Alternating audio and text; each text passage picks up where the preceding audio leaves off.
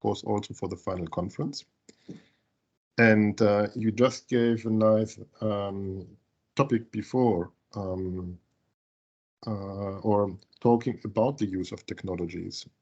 And now we have somebody here representing 3,400 edtech companies. And since our conference topic title will be putting dots together, yeah, I would like to take exactly these two dots here. And if we have now the opportunity a little bit to think about the future, in which direction, even, well, not only use of technology, talking about the use of technology in the future, I'm not sure if I got the title correctly, the Alliance, the proper title of the Alliance, 2,400. What is the proper title of the Alliance? If you can put it into the chat window, exactly, great. So that we have it captured correctly. So what would be, in a nutshell, the perspective of the Alliance here, and that we use this, let's say, vision, this Alliance vision, to start to combine it with a kind of perspective where we have one company on the one hand side, but then probably one teacher, or let's say education of teachers point on the other side, to combine these three dots here. So, your vision, the vision of the Alliance. Well, I cannot represent the current vision of the Alliance very well, because I decided not to join, even to be trying to join the board of the organization now, because I am already a chairman of EdTech Estonia and Nordic EdTech Forum. So the Nordic EdTech Forum is an association of education innovators from across the Northern Europe, so from 8 countries. And EdTech Estonia. So we've also been helping setting up this kind of national associations or clusters of EdTech companies, because the companies themselves are, if they are operating alone, then they cannot really very well talk to the policymakers or decision makers. So the clusters are a very practical way of bringing the dialogue to, let's say, behind the right tables. But if you talk about what my idea would be on the European level, is that basically that there would be a free European market for the high quality innovations to rise above and to start spreading across the country borders better. Because at the moment, European Union is, well, 26 different countries that I don't, because of countries coming and going, it's now difficult to even remember what is the right number.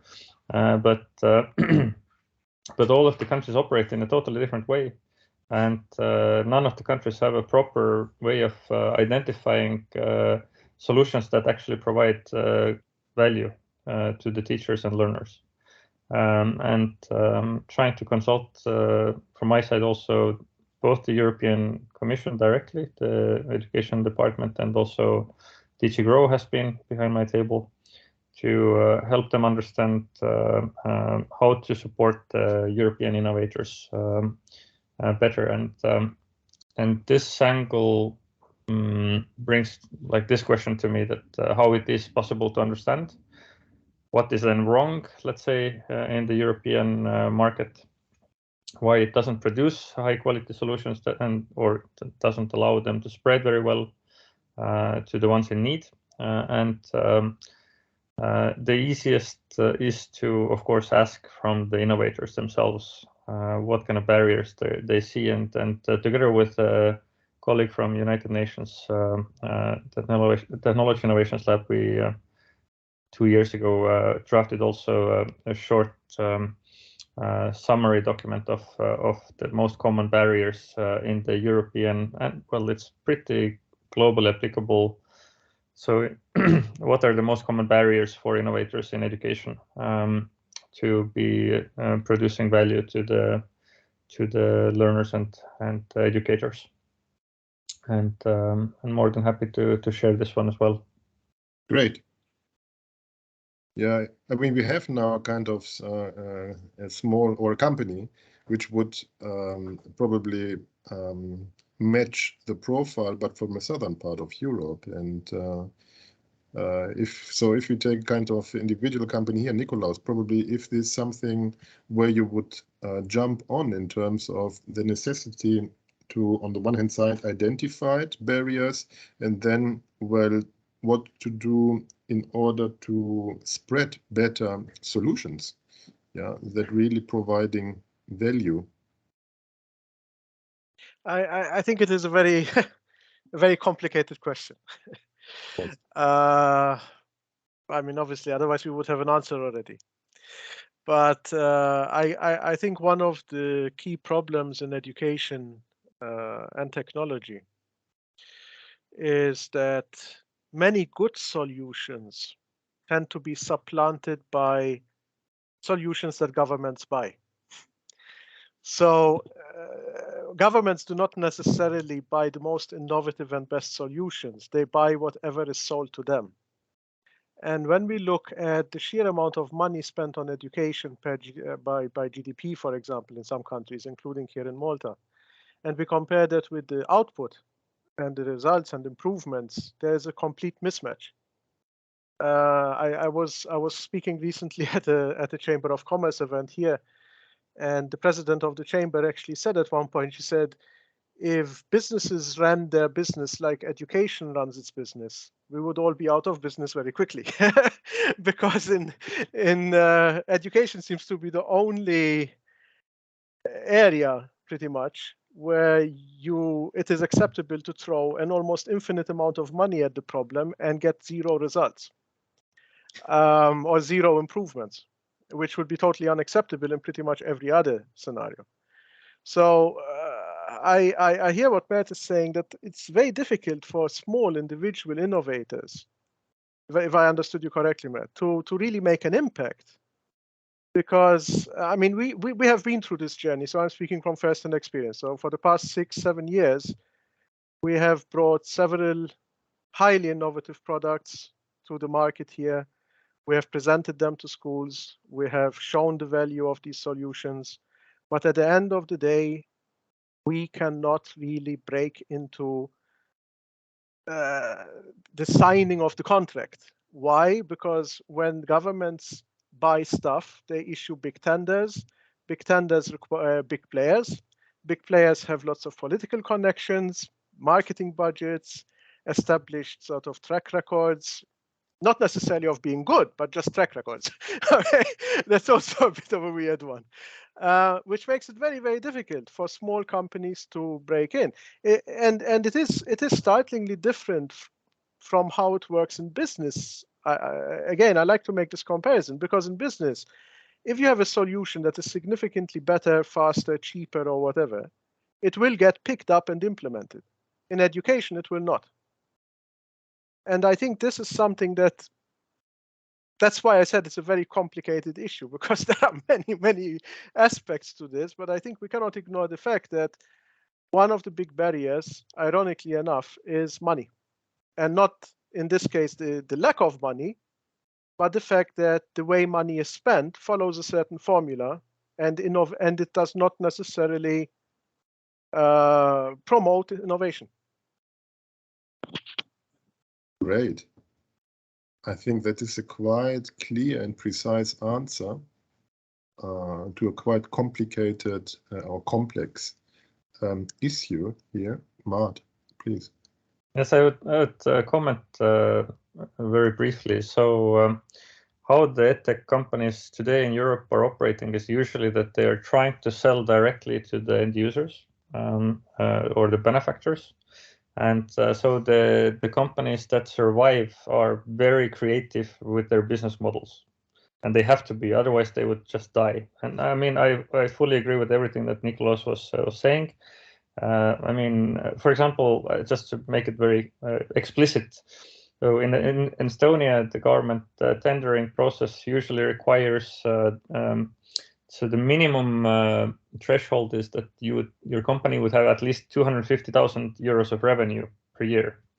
If we talk about serious startups, then usually in the first 4 years, they don't make any revenue, or they make very little revenue, although the product and the research and development work that they are doing can be excellent or very interesting. And now if the government tendering is setting up this kind of barrier that you need to have this 250,000 euros of annual revenue, it's absolutely impossible. Even the companies don't meet like they are not even considered for the tenders. Of course, in Estonian government, I've been very vocal about this, and they are trying to design what we call a micro tendering process.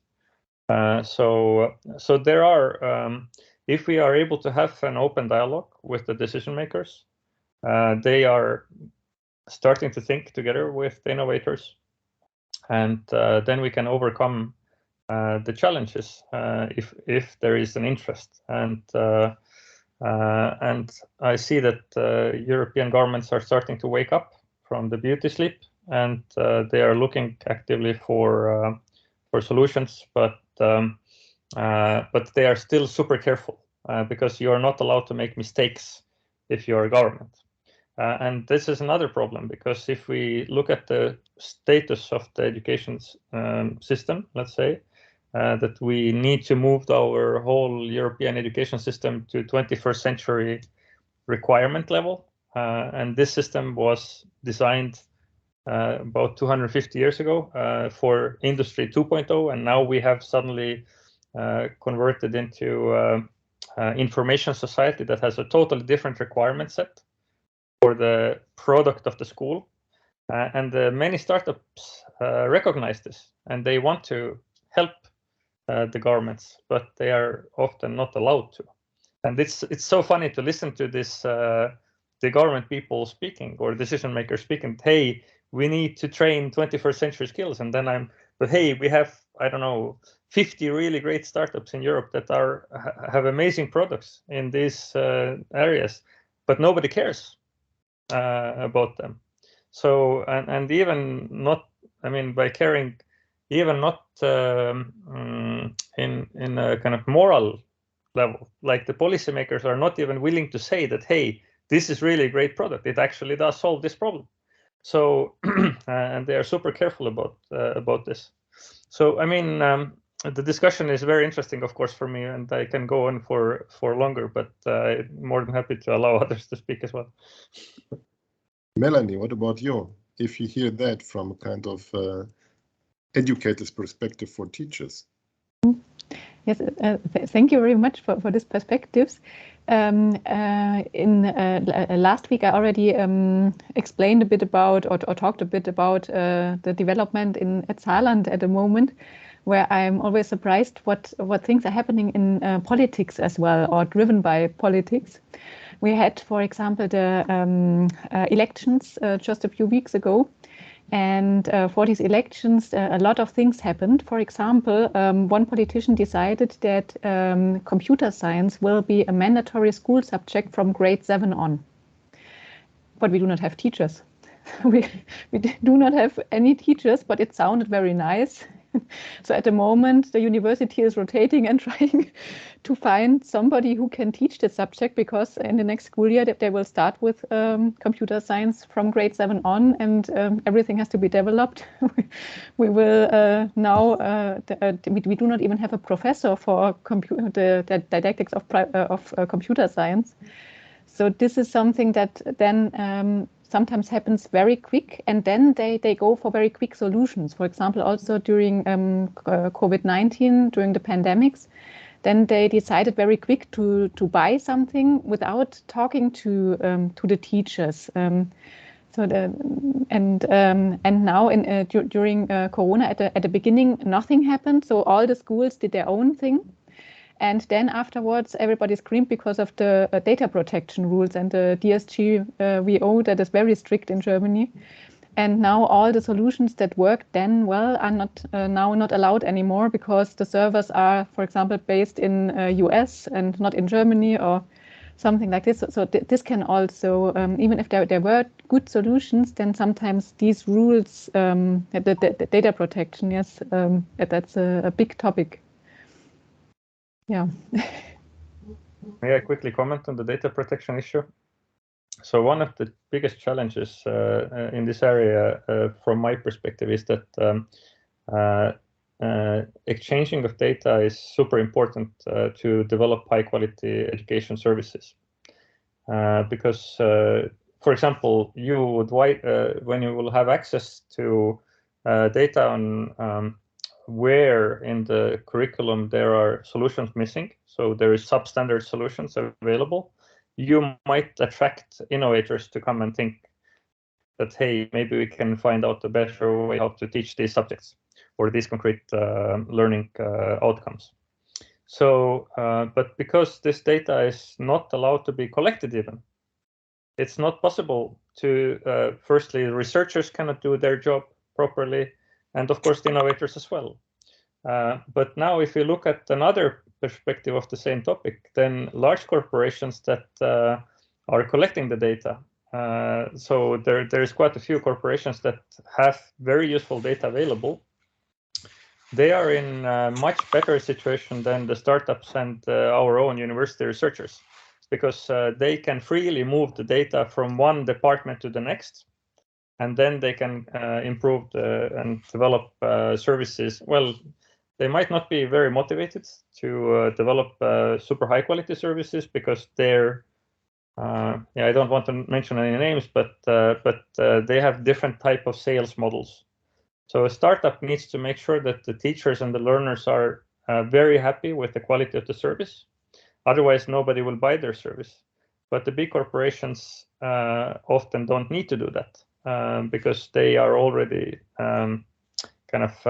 they need to really follow the regulation of the country and make sure that they have friends in the right places to be able to conquer the markets. And they have used the COVID situation, of course, super well to take charge in the European context, which is, of course, I mean, they're private companies, so they are allowed to do whatever they want. But from the European own legal perspective, I would really want to inform the European Commission and Council members as well that, guys, if you want to have really good quality products en masse being produced inside of European Union, and maybe also like friendly countries, then we need to very seriously look at how the data about problem areas for learning and teaching would be made available and public in the extent that it's not harming the human rights.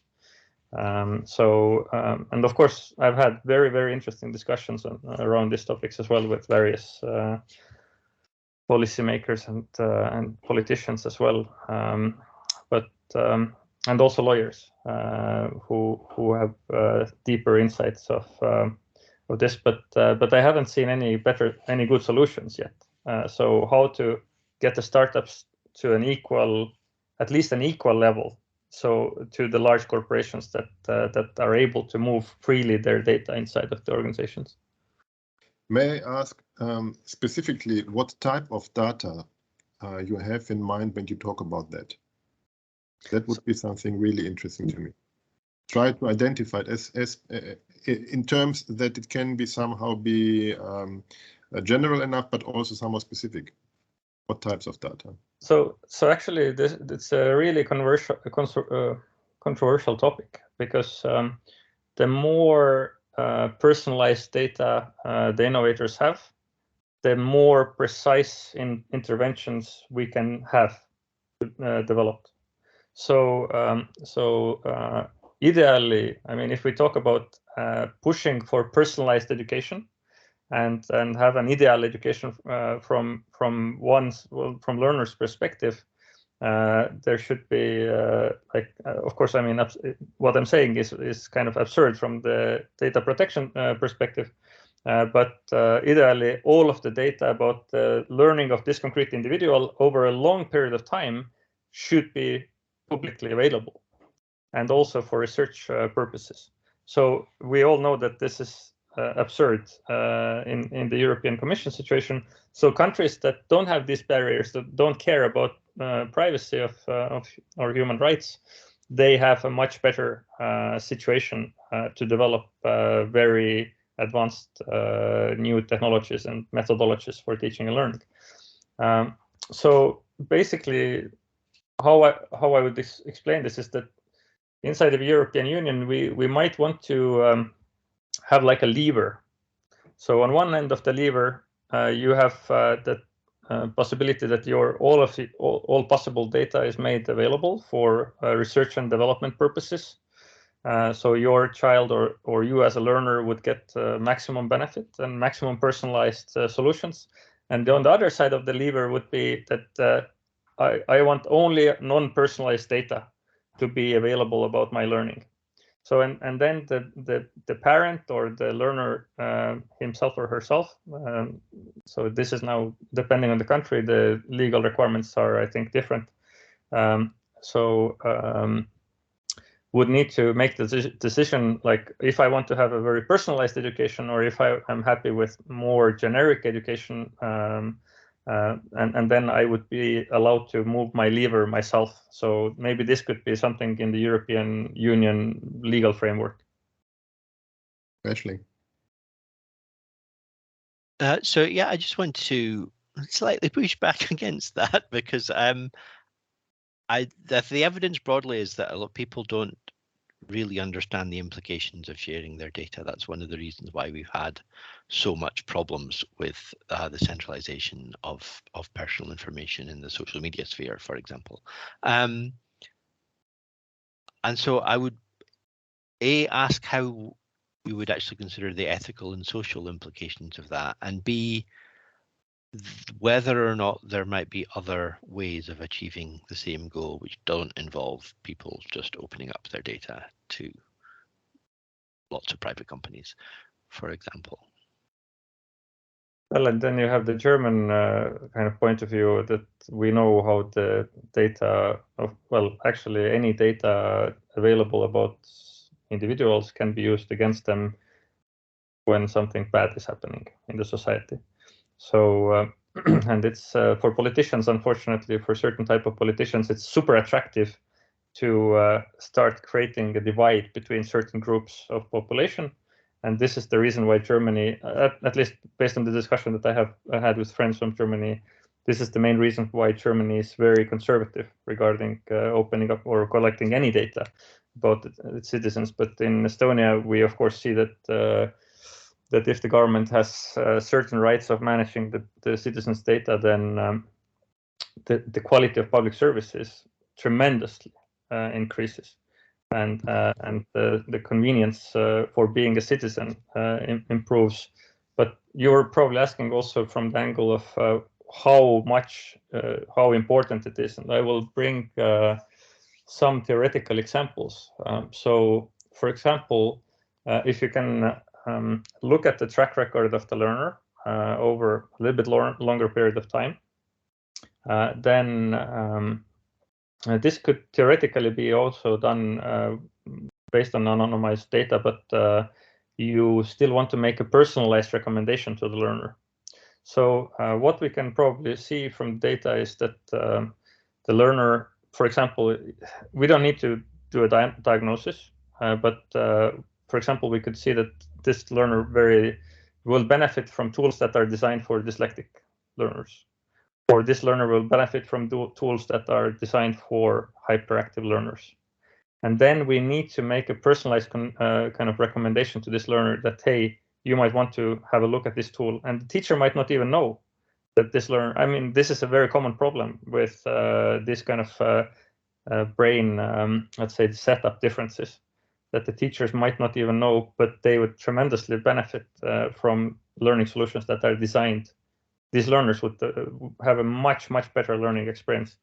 And factually, I'm seeing that we're talking about up to 10 times different in the quality of learning experience when the learner gets the right kind of methodology and like content for learning. And I can bring quite a few examples of this as well, but probably if you're interested, more than happy to bring practical examples as well.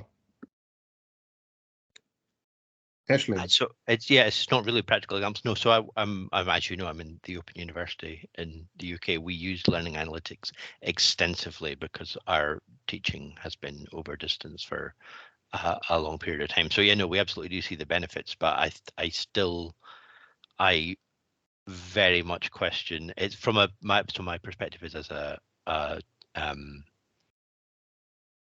I guess a data specialist, a knowledge specialist, is that I don't think those are the only architectures in which one can analyze data. So one can have processing and applications done within a startup and want all the data to be moved to the startup for that to happen. But the other alternative is to move the processing to the student.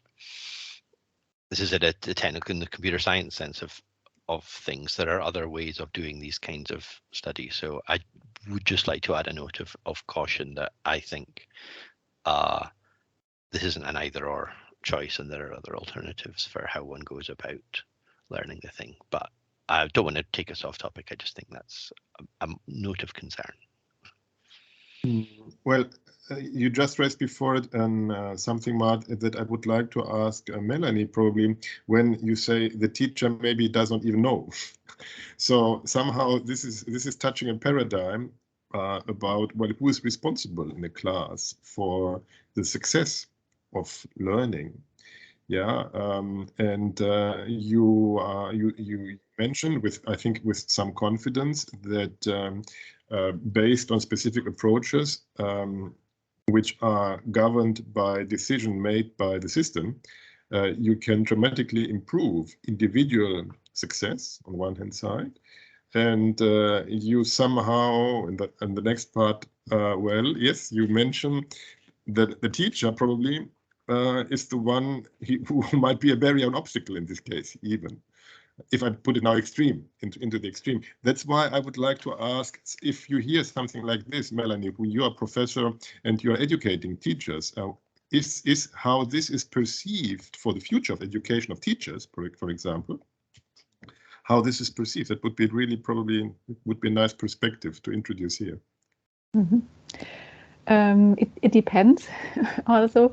So I think there are very good teachers who are really aware of their pupils, but we have several problems that we face at the moment, and it depends on in which federal state you are in Germany, because we have their different rules. For example, in some federal states, it can happen that you have more than 30 pupils in one class. And within this class, we have inclusive pupils. We have pupils who don't speak German, and it's a very, very big heterogeneity, where a lot of teachers say that they cannot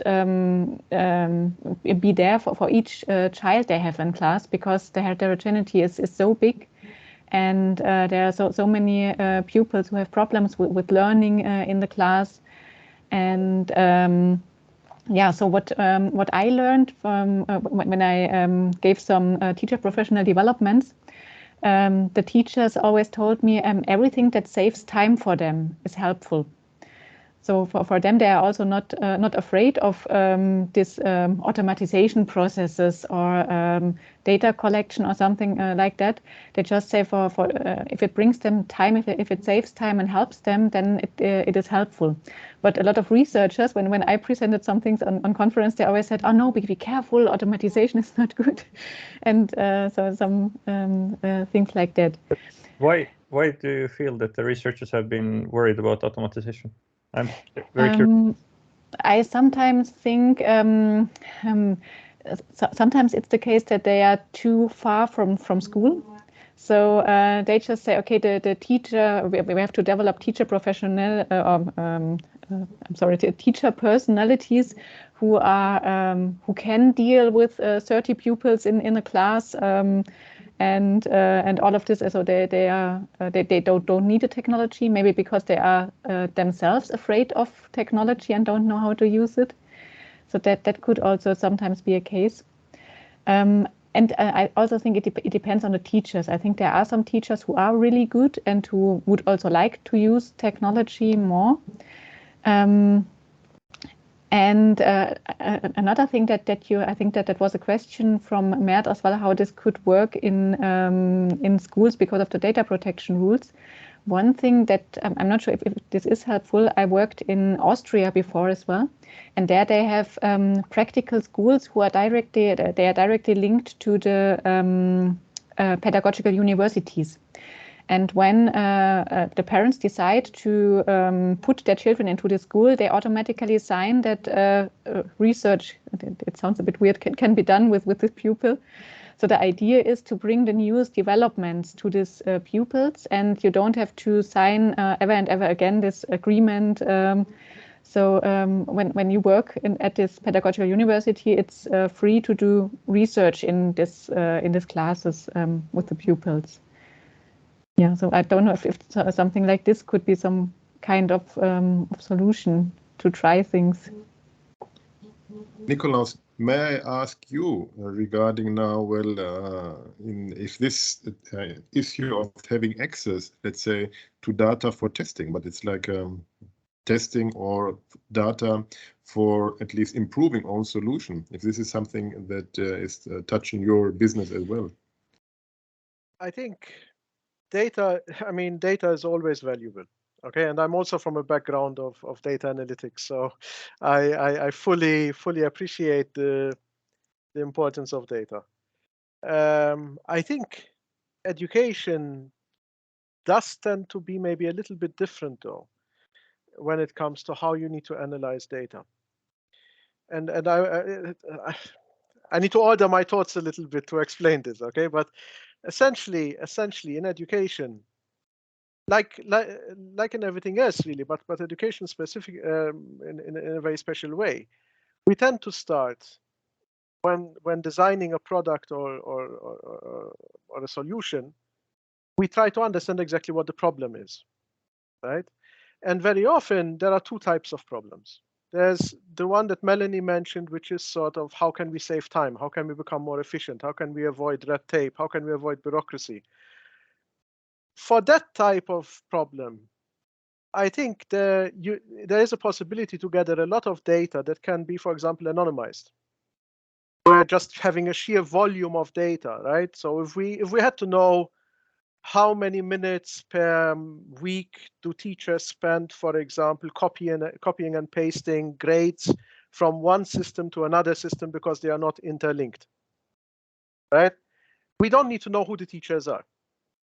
It doesn't matter which school they're at. So just understanding the real value of that data without linking it to a person has value. And I think if more of that type of data were available, it would help, I think, improve many of these problems.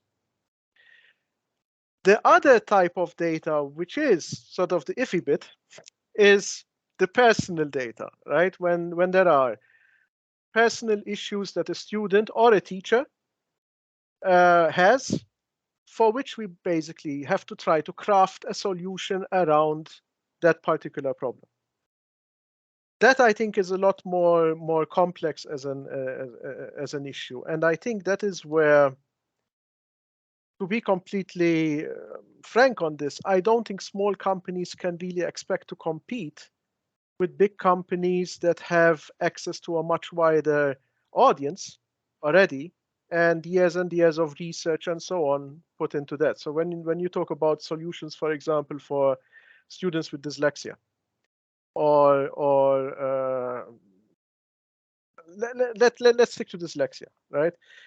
The fact is that dyslexia is not necessarily the same with this person and this person. So if I were to base my analysis on having access to a few students and I get consent and I do, which is incredibly laborious, right, for a startup to do, my data set will be so limited that probably any solution I build will be really, really good for this limited set of people that I worked with, but might not have wider applicability. So for some types of solutions, I think you do need to have this broad customer base that a startup company will simply not have access to.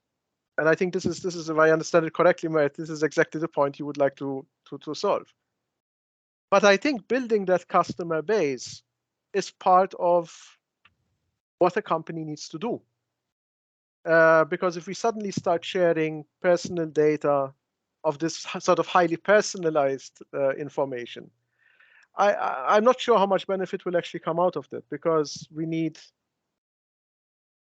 I would it's not.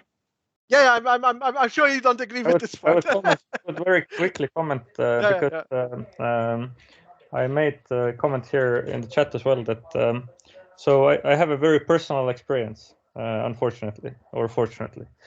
So my older son is ADHD, and so I've seen the dark side of the current Estonian, one of the world's best education systems. So and how useless it is when it comes to supporting children with special learning needs.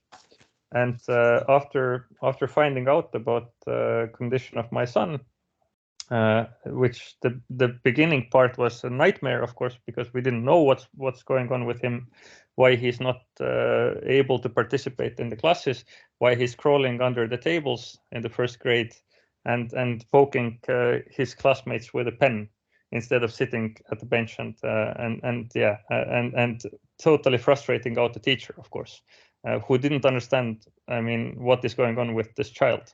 And it took us, this is Estonian example, it took us like 3-4 months to get specialist help. And then it took another, I don't know, some time to get diagnosis. And then I've spent, I don't know how many work hours sitting together with teachers. Firstly, of course, reading through the research on hyperactivity, ADHD, which is pretty well researched topic actually already by now. So it's not a very like about 4%.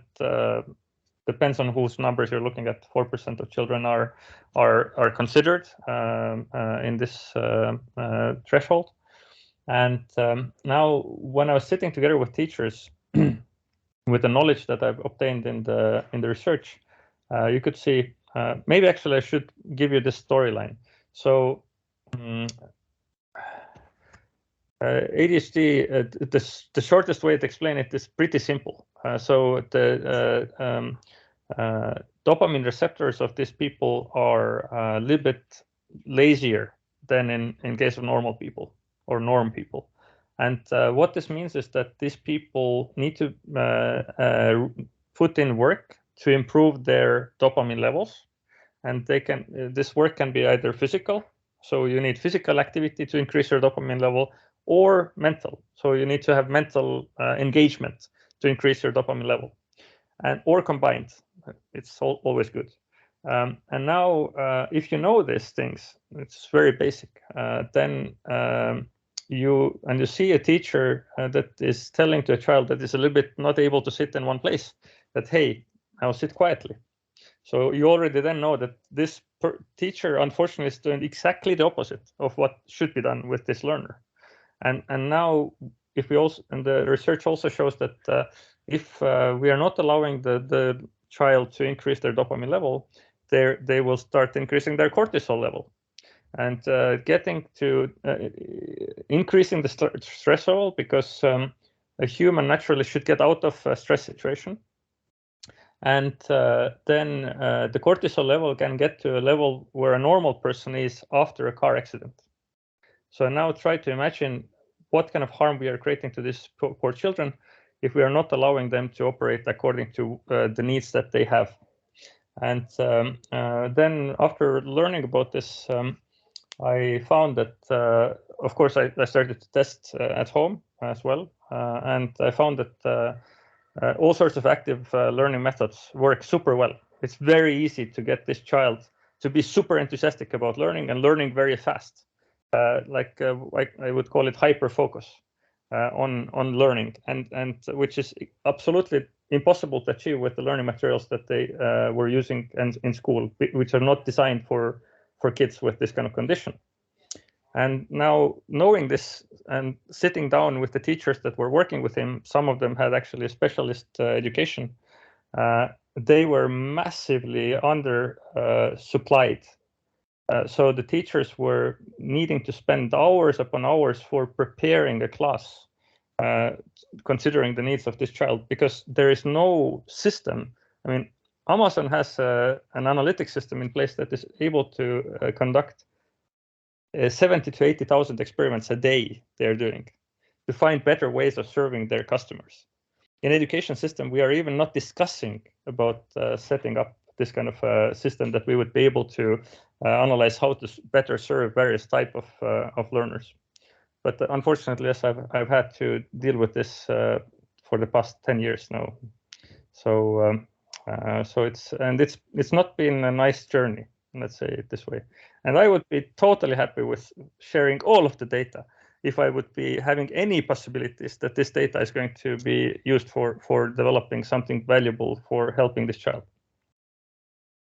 Yeah, but that's sorry, if I can just add to this. But that's exactly why I said that we need to differentiate between these two different scenarios, right? And I think, coming back as well to what Melanie was saying, I think the biggest problem is that very often teachers simply do not know what tools are already out there. And when they do learn about tools that are already out there, the first thing that normally happens is, wow, this tool is great.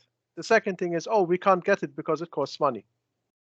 Okay, or else it's great, it's free, but now we need to think about how do we make time to build it into our curriculum? How do we make time to implement it? How do I make time to train on it? Right, so there's always this constant sort of litany of reasons why change cannot happen. That's the way I look at it. But my solution to, or my proposal on how many of these things can probably be addressed is to empower schools more. There needs to be more devolution from a centralized system where, for example, the government in a country sets policies and buys all the stuff and rolls it out centrally.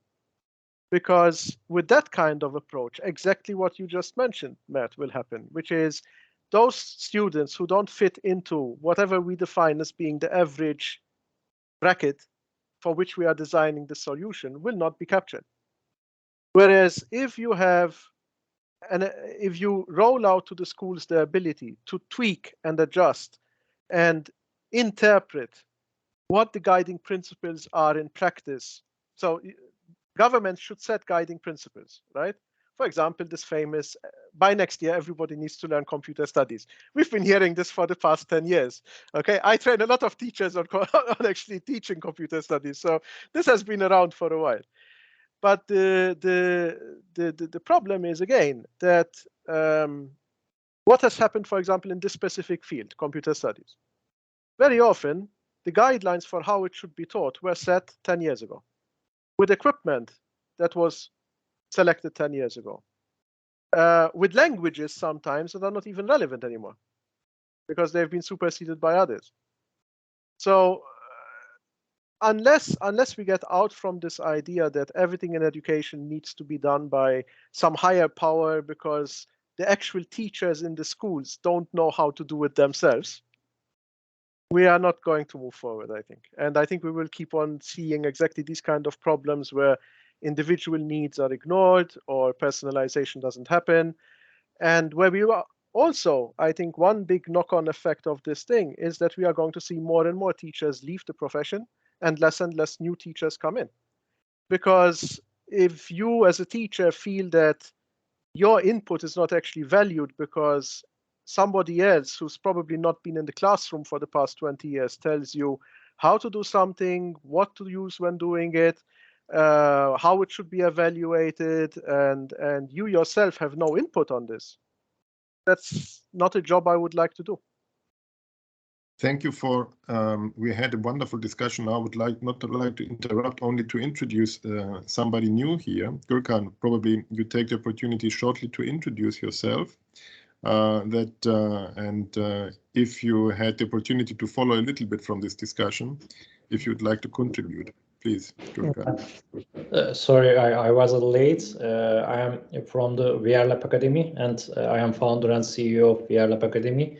I am originally a physicist, and I have experience with laboratory equipments.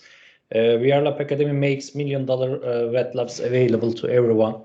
at low cost through the PC and virtual reality technology.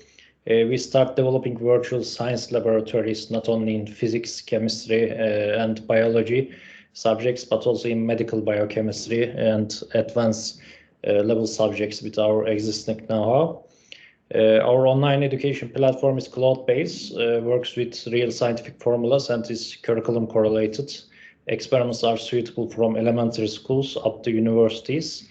Thousands of students and educators are benefiting from our platform, and currently the platform is in more than 20 countries. I can say as a short brief information about our company. Probably only the topic currently would be how you deal the topic of data collection. Yes, so you have the lab, you have your lab on the one hand side, then you have the company. So the experience that you have made in terms of data collection for, well, on the one hand side, improving the product, and on the same side to improve the quality of the outcome. Yeah, especially in our platform, we have a dashboard. Then we tracking to students' data about their durations or their graphs, their experimental data as well. All can be visible from our dashboards. So you have transparency, built-in transparency. What do you mean about the transparency? Transparency on the data collection in terms of with the dashboard. So the dashboard is for monitoring and for transparency at the same time. Yeah, it's transparency at the same time. But it's transparency. Of course, we are just sharing with the teachers or schools about the students' data, and not for common data for everyone. Mm. I mean, we are touching a quite interesting topic here, I realize. Mats, especially sharing for your personal experience on that.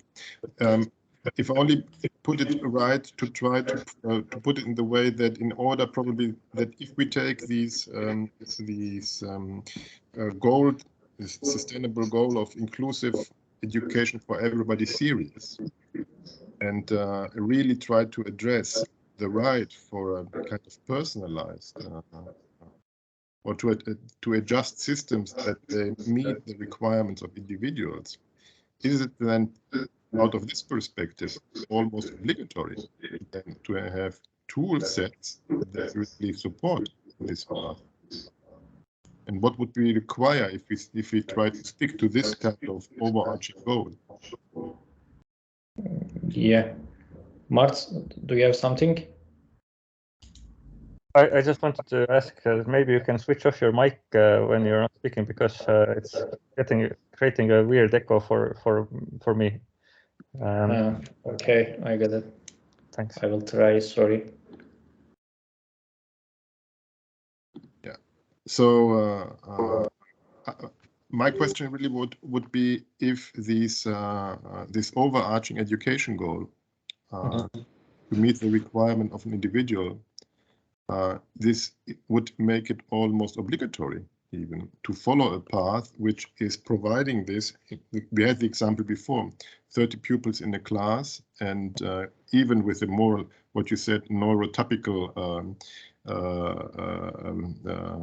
profile, already that is a kind of challenging in these days. So just to try to give it a twist, the final few minutes of the discussion that we have. Yeah, I get it. Especially our product for the individual students, but teachers can record or track to their behavior from the reports, and also they can share their screens. It works like that. It's totally interactive in the laboratory environments.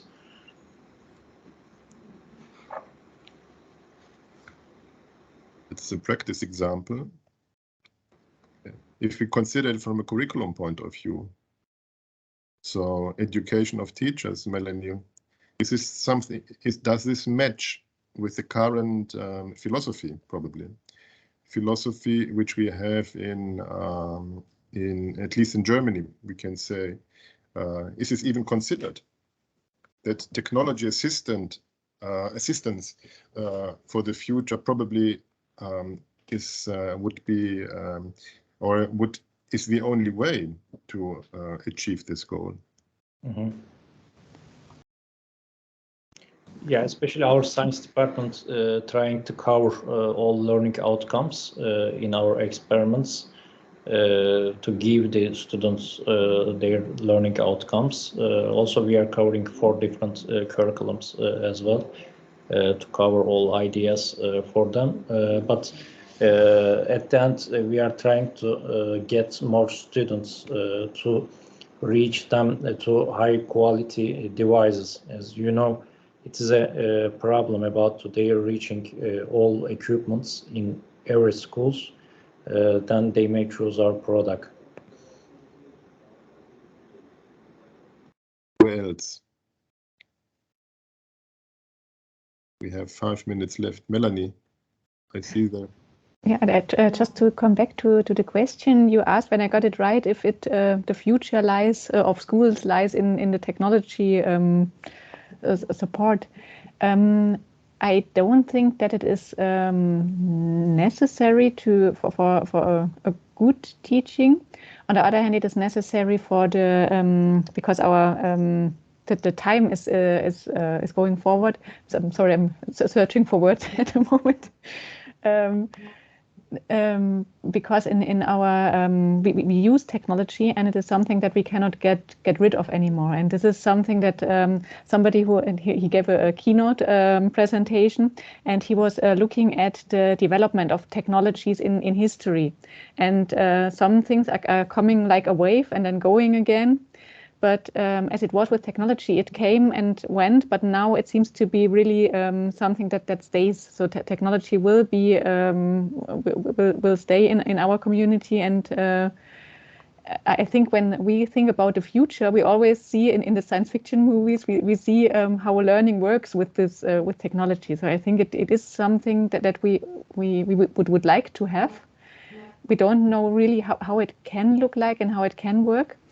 And I think that that's the main problem, to link these things that work without technology with the things that work with technology and that can go work better with technology. I'm looking a little bit to the time. Mad, please, if you... Yes, just about 18 years ago, in my second year of university studies, I decided that I will dedicate my life on education development. And the reason was that I saw that if we want to have a better society for everybody, then if we prepare the children, the next generation better, it's the best that we can do. And the reason why I have been starting to look at personalization of education, and especially in the past 6 years, is that I see that we can significantly improve the quality of learning on the learner's personal level. In some cases, maybe even tenfold. And on the other hand, we can deliver access to this high quality learning to absolutely everybody globally. And I can bring one, maybe if you have a few minutes. For example, there was Jyväskylä University did a very interesting research. So they are one of the top teacher training universities in Finland. And they had a very clever question. Like, why is it so hard to teach dyslexic children to read? And they have neurosciences capacity, so they started to investigate this, and they found out that the methodology that was used to teach children reading was not understandable at all for dyslexic children. So then they had another very clever question, which was, but can we find the methodology that is better? And then they did, the Finnish government in the end was not willing to keep their program running for much longer. So they were, this is the understanding what I have, the summary from this, what happened. So they were introduced to a Finnish startup in education who was willing to take this knowledge of the university and make it into a product, which is called Grapho Game. And by now, more than 3 million kids across the world have benefited from this solution. And I've read Cambridge University research on this learning game, and the most important sentence for me from the research was that there is no difference if the child is learning alone with the game or if the teacher is sitting on the side of the child. So we are fully able to free the teacher from this narrow slice of work. But if we are talking about dyslexia, then if the teachers, I made this exercise together with the Estonian Ministry of Education colleagues. So we calculated that if it takes about 20 working hours from teachers' time, very often it's also partially given to the parents to work on it. Then if the government would buy bulk this learning game, then it's possible to get it for 26 euro cents per learner. Only 26 euro cents, and it solves the problem, and it has a positive learning outcome, learning experience for the child. So there's no negative learning stress that we see when the child has to use methodologies that are not suitable for this concrete child. And so the cost difference for taxpayer is around 1,500 times. Comparing using what we are using at the moment in Estonia for helping these children versus the new opportunity. So I mean, so it's not even, for me, it's not even the discussion if we should use technology in helping children to learn something, especially if we talk about children with special learning needs. Great. That was a wonderful hour that we have spent together. I really would like to thank everybody again that you took the time. Mark, it would be great if you could share maybe offline some of the references that you have access to, so that we can elaborate a little bit more on the topic, because I think it's quite important to consider this special aspect, because I think it's not a niche market, I believe. I think it's quite, if you consider it on the European level, I think it's quite a considerable aspect, because it touches something which is very important in school time. Yeah, not only saving time, but making a kind of good use of time to be more fair, overall fair to everybody in a class, in a school. I take it as a kind of promotion, Nikolaus, to take your promotion for well, having more liberty. I would call it probably partnerships, because it's exactly what is necessary here to bring this expertise together into the schools. It requires, I think, strong partnerships to try to tackle ambitious goals in partnerships, I think. And partnerships need schools, it needs the teachers, and of course it needs the parents when it comes now to primary schools or secondary schools. It needs individuals, the learner, of course, and when he's getting older. And again, so we are 3 minutes over. Thank you very much for joining. And I hope that we see you at the final conference. Yeah, and for the time being, I wish you a nice weekend, wherever you are in Europe, distributed north, south, in the middle, or and enjoy the weekend, I would say. Okay. Thank you, everyone. Have a good weekend. Thank you.